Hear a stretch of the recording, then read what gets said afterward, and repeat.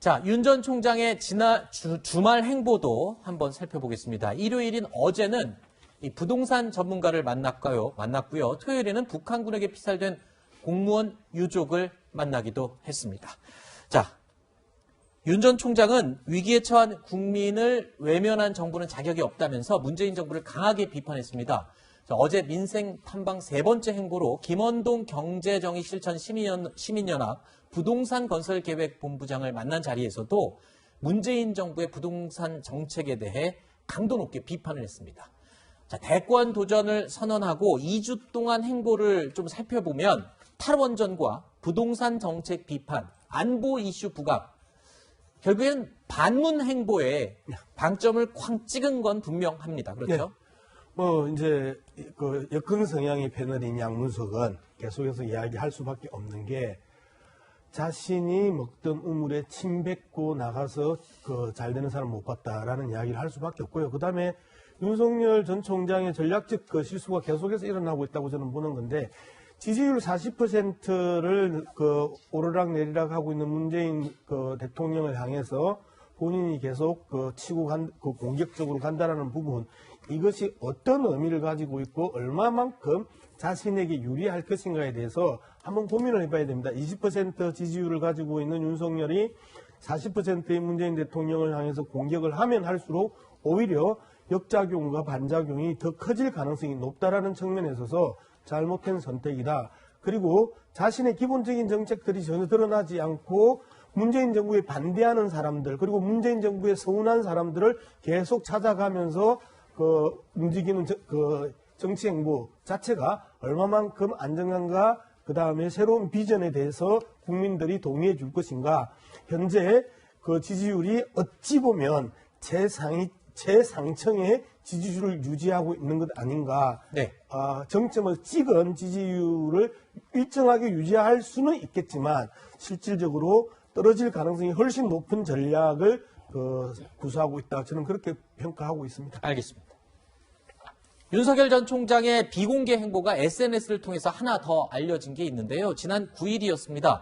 윤 전 총장이 노량진 고시촌의 한 식당을 찾았습니다. 그런데 인근 고시생들이 아주 즐겨 찾는 곳이라고 하는데요. 윤 전 총장 방명록도 남겼습니다. 자, 내용을 보면요. 해시태그라고 하죠. 핵심 키워드를 뜻하는데, 자, 본인 등판, 이런 글귀를 써 놨습니다. 자, 윤 전 총장이 SNS 개설을 하고 유튜브도 하고 있고 또 카이스트 학생들과 사진을 찍어서 올리기도 하고 이 셀카 탐정이라고 그러면서 만화 캐릭터를 응용한 자기의 별명도 남기기도 하는데 글쎄요. 지금 SNS에 굉장히 적극적으로 반응을 하고 대응을 하는 것 같습니다. 사실 이번 이제 대선을 생각을 해보면 SNS 중요성은 뭐 이루 말할 수 없을 정도로 크다고 봐야 될 것 같습니다. 과거에 언론을 통해서만 본인의 생각을 밝힐 수 있었다면 지금은 굉장히 많은 분들 유튜브나 SNS에 많이 이제 보는 그런 상황이기 때문에 윤 전 총장 입장에서 SNS라는 건 너무 당연한데 이제 거기에 내용이 조금 전에 보셨던 것처럼 근데 진짜 좀 닮았더라고요. 그 만화 캐릭터 엉덩이 탐정하고는. 근데 저런 이제 엉덩이 탐정, 그다음에 조금 전에 해시태그하고 본인 등판 이렇게 젊은 층들이 많이 쓰는 그런 용어나 좀 친숙함 같은 걸 보여주려고 하는 시도는 굉장히 좋은데 네. 저는 이제 뭐 예를 들어 셀카 탐정 이런 얘기하실 때 셀카 보셨어요? 네, 봤습니다. 좀 어색하지 않으세요? 글쎄요. 저는 좀 어떤 느낌이냐면 네. 느낌이냐면 그러니까 젊은 층이 좋아하는 것을 진심으로 알고 하시는 것보다 따라하는 것 같은 느낌이에요. 네. 그래서 저는 이왕 하실 거면 네. 그 정말 2030 세대 본인의 이미지를 확실하게 각인시키기 위해서는 그러니까 흉내내기보다는 네. 정말 좀 제대로 좀 하셨으면 좋겠네요. 네.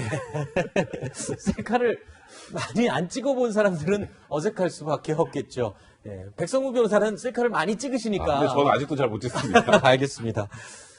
자, 저희 동아일보 인터뷰에서도요, 닮은 꼴로 언급됐던 이 만화 캐릭터 엉덩이 탐정에 대해 본인도 비슷하다고 이야기를 했습니다. 또 원래 체중이 100kg이 넘었었는데요. 최근에 윤 전 총장 살이 빠져서 바지 벨트가 한 칸 이상 줄었다라는 개인적인 이야기까지 거리낌 없이 인터넷을 통해서 밝히고 있습니다. 자, 이런 것들, 딱딱한 검사 이미지를 탈피하고 소탈한 이미지로 바꾸려는 그런 시도는 물론 백 변호사님 지적하신 것처럼 익숙하고 평소에 하던 건 아니지만 노력을 하는 거는 그래도 느껴진다. 이런 사람들이 있는 것 같아요. 맞습니다. 평생 검사로 있었는데 검사들은 기본적으로 SNS 이런 거 활용을 안 하기도 하고 안 못하기도 하니까 있죠. 못하기도 예. 하고 그런데 하려고 하면 처음엔 어색할 수밖에 없어요. 네. 그런데 역시 소통을 하기 위해서는 계속 시도하는 게 중요한 거고 처음에는 어색해도 자꾸 하다 보면은 그 스타일이 나오는 거고 자연스럽게 익숙해지는 거고 이렇게 가서 결과적으로 그렇게 노력하는 게 축적되면은 소통이 자연스럽고 부드럽게 되는 거죠. 네. 그런 면에서는 의미 부여를 할 수 있는 거고 문제는 조금 더 나간다고 하면은 플랫폼이나 디바이스뿐만 아니라 컨텐츠를 네. 더 잘 만들어야 한다라고 하는 네. 건 뭐 어떤 정치인이나 다 마찬가지인데 네. 이럴 때 있어서 사실은 뭐 그 한계는 있지만 노력하는 모습은 우리가 좀 그 보면서 즐기기도 하고 때로는 뭐 웃기도 하고 이러면서 같이 보조물을 맞추는 것도 필요하지 않나 이런 생각이 알겠습니다.